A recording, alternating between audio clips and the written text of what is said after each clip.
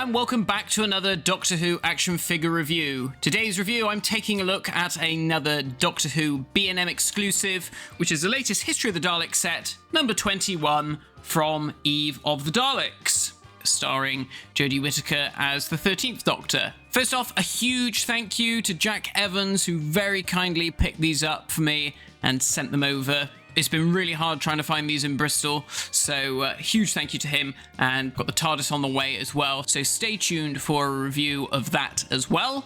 But for now, let's jump into this new Dalek 2-pack featuring 2 Executioner Daleks. The figures come packaged in the familiar window box featuring the blue diamond logo on the white backdrop, the Whittaker Gatwa version of the TARDIS, and the usual limited edition foil sticker, and the little box out telling us what's inside and which Doctor this is from. This is the first time we've had a 13th Doctor era set in this new packaging, and it looks like her colour has been denoted as a sort of burgundy red, which is very nice indeed. It looks great. And then on the back of the box, we have a synopsis about the story and a little bit of information about these Dalek props. And then much like with the most recent History of the Daleks sets, these don't come with removable bubbles. The bubbles are just stuck to the back of the cardboard, so have fun destroying the box as you take them out. Out of the box, we have our 2 Daleks, and they look lovely. What an interesting colour. So when I first saw these, I thought, wow, these look a bit dark, but apparently, latterly, maybe not so much in Eve of the Daleks, but certainly in Power of the Doctor, the Daleks were a much darker bronze, almost like a chocolate brown. I think that's how the box describes them anyway. And they look really, really nice against that pale gold. So I'm really pleased that we get to see a slightly different livery compared to the traditional bronze and gold that we'd seen, especially in the most recent box sets. So let's take a look at the details. Now, obviously the sculpt is just your usual new series Dalek, the one that we've seen with the last couple of sets, and it's been used since the Crucible Dalek came out way back in 2008. It's a smashing sculpt, it looks really, really great, but there are some new pieces to this Dalek, which makes it all the more interesting, which is also really good to see. So, starting at the top, obviously, like I said, the sculpt's all the same. Lovely work there with all the ridges and the little screws and things that have been captured in the dome. The headlamps have got the silver highlights around the edge of the cages, which is a great bit of detailing. And of course, the eye stalk has the transparent discs and the usual black with blue iris for the eye. The identification tag on the Dalek is different between the two, which is also a nice little detail. They're not just exactly the same, so it just makes them feel like a bit more unique.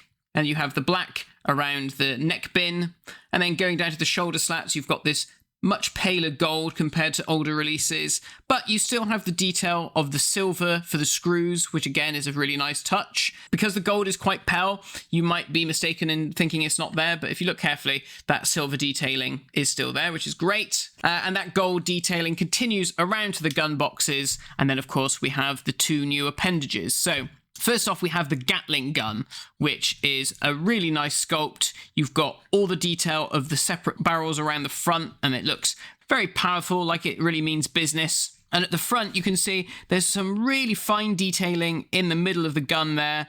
You've got those tiny little dots and bits and pieces, like the little nozzles of the gun. And this has been finished off not just in silver, but there's a dark wash over the top of it as well, which just brings out the details of the ridges of the gun stick.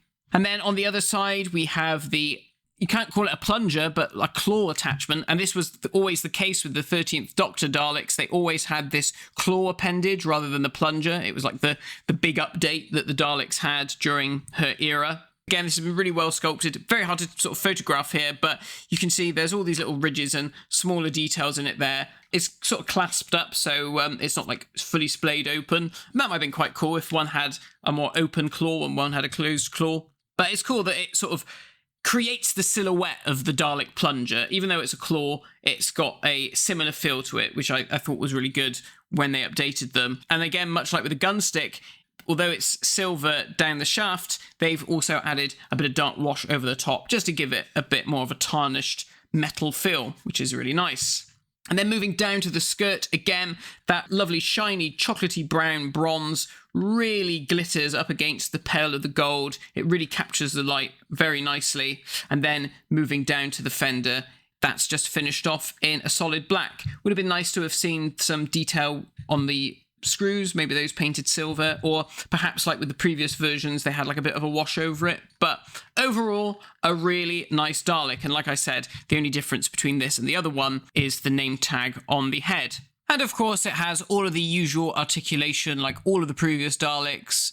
360-degree rotation at the head, pivoting eye stalk, and ball-jointed gun arm and plunger arm. You have the two wheels at the back, the one that rotates around at the front, and that gives us full Dalek movement.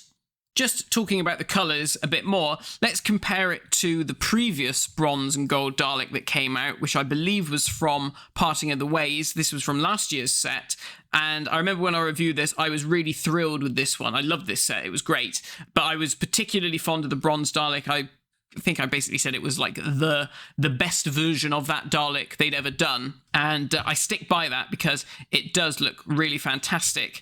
And it's amazing comparing the two because that bronze on the original ones is such a brighter colour, and yet that gold is a much deeper gold.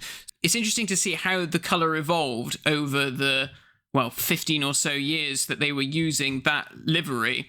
So I really like this. This really works well with the Dalek. Now, I mentioned it briefly at the beginning, but I've seen that some people have said, well, actually, these props were closer to the other colour, whereas later on for Power of the Doctor, they were this darker brown. So there seems to be that there might have been a bit of a colour mix-up. Maybe that is the case. I mean, if it upsets you, you could always do a plunger swap with a previous B&M release if you've got a spare or you manage to find an old one. But for me, I'm not too worried. I think it actually looks quite nice that they've got these Executioner Daleks have a darker colour to match the different appendages as well. I think that's really cool. And honestly, it's just nice to add something new to the 13th Doctor era shelf because obviously her shelf is a bit sparse compared to some of the earlier Doctors. So that's it for me. I think this is a lovely set, definitely worth picking up, especially if you're a fan of that particular era of Doctor Who. Even the Daleks was a fun story from what I remember. So I'm really quite surprised to see that we've jumped from the 9th and 10th Doctor era here with this box set. Kind of assumed we'd see something from the Matt Smith era first, and maybe potentially we still will in the future. I don't think we'll see stuff like the Paradigm Daleks anytime soon, just because the boxes that we currently have aren't in scale with those Daleks. They would need to do new packaging for those. So I think we could see stuff like the Ironside Daleks. There's a couple of variations of those that they could do. I think there's some possibilities, but we'll have to see. But for now, thank you for watching this review. I hope you enjoyed it. Again, huge thank you to Jack for picking these up for me. And thank you all for watching, and I'll see you all next time for my review of the B&M exclusive 15th Doctor TARDIS. Thanks for watching, and I'll see you all then. Bye-bye.